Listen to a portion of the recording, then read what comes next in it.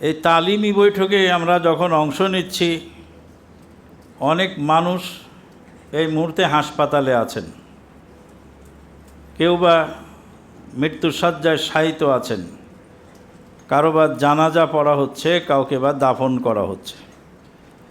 সারা পৃথিবীতে বিভিন্ন মানুষ বিভিন্ন অবস্থায় আছেন। এই মুহূর্তে আমরা তালিমি বৈঠকে সুস্থ শরীরে অংশগ্রহণ করতে পেরেছি, এই জন্য আল্লাহ পাকের বারগাহে শুকরিয়া, আলহামদুলিল্লাহ। আপনারা জেনেছেন আমাদের মোহতারাম আমিরে জামাত, এশিয়া মহাদেশের খ্যাতিমান পুরুষ